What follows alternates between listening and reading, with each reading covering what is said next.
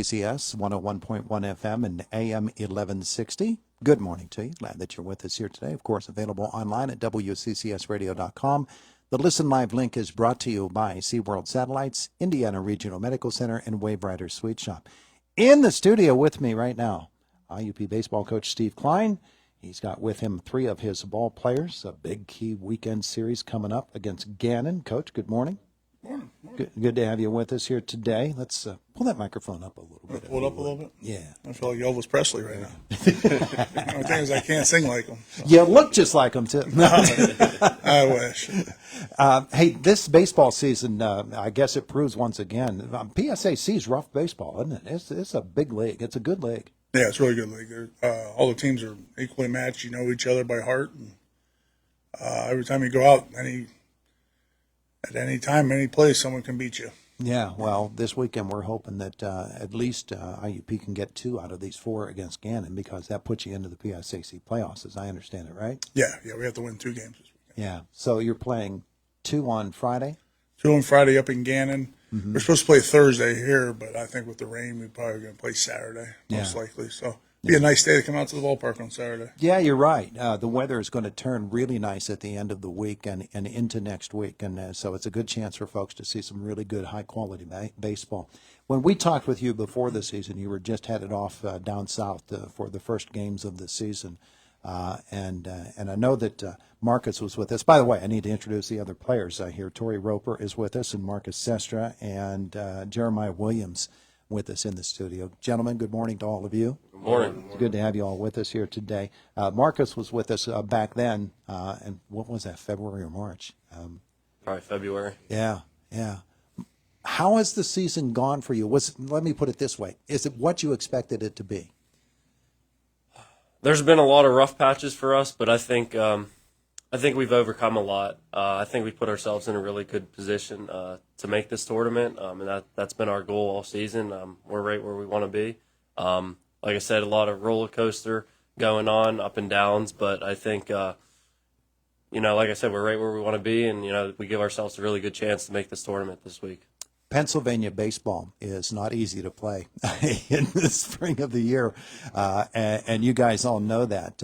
Markus, for you, of course, you've been at this for a while, so you pretty much know what to expect in terms of what's going to be happening with weather and bundling up and all of that, and how if you hit the ball a little bit wrong, your hands are going to sting for the next 3 innings. So that's just a regular part of it, right? Yep. Yeah, for sure. This year's been weird. Like, it's been really warm early in the year. So we were able to play a lot of games early in February and early in March. It's probably been our coldest week that we've had in a while. But yeah, playing here for a while, you kind of know what to expect. You got to bundle up, especially up on that hill with the wind on South Campus. But I mean, it is what it is. Western PA, we're here to fight. We're grinders, and we're fine with it. Yeah, Tori, of course, when we talk about it, Jeremiah, I wanted to ask you first, since you play the outfield, he's taking grounders, no problem. But in that wind on that particular hill, and in some of the other places that you play in the PSAC, that's not an easy thing to do, is it? The wind will play with it. Yeah, not really. We probably have the most wind, honestly, probably on any team in the PSAC. But I mean, we practice it in a lot, so it gets easier as it goes. Yeah. When you think about it, some of the tougher places that you've played around the PSAC, what are some of the more difficult places that you play?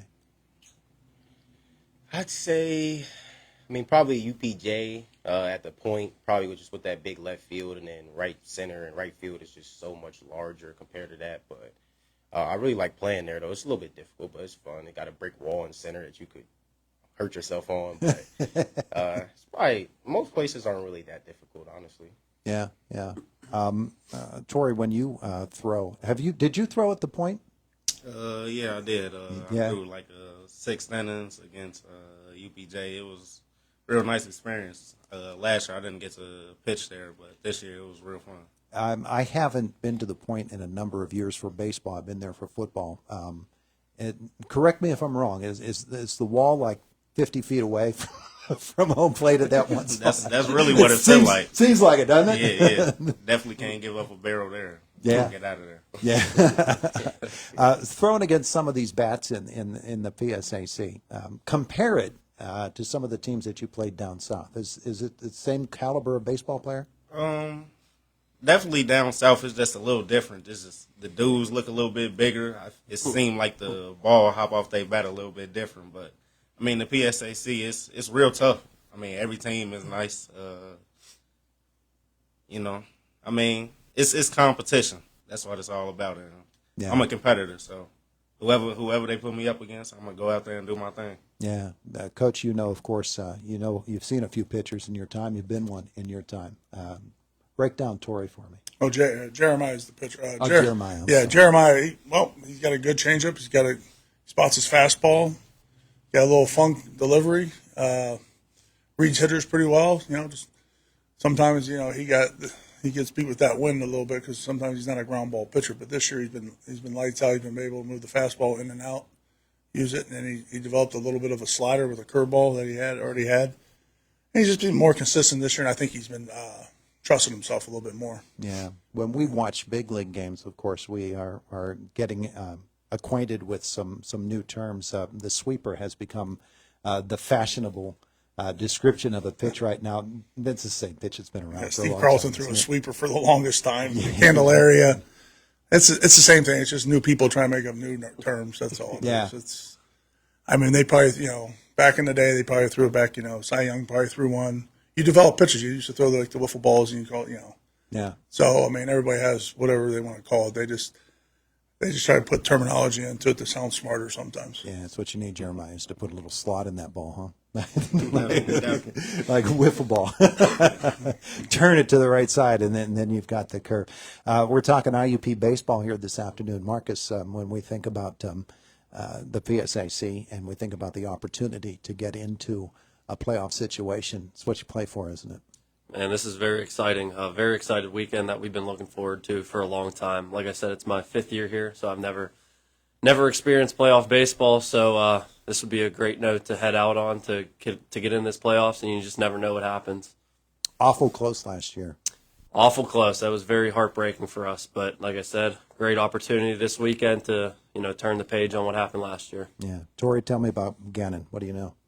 Gannon, they're solid. They got 3 lefty starting pitchers. We usually hit lefties pretty decent. They got a solid hitting team. They're a solid team. This is really a revenge series for us last year because they swept us. We only needed to win 1 game last year and to get in, and we didn't. We couldn't win 1 game. So this is a really big series for us.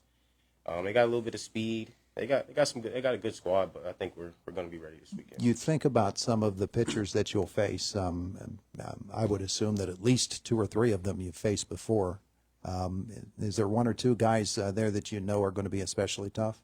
I remember. I think they're number 3 from last year. I'm pretty sure he's back, but their 1 and 2 is gone from last year. So I'm not really particular with their starters. They didn't pitch a lot of bullpen guys last year because their starters pitched really well.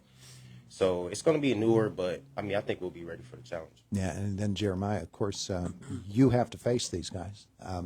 What do you know? Do you scout them pretty much on video?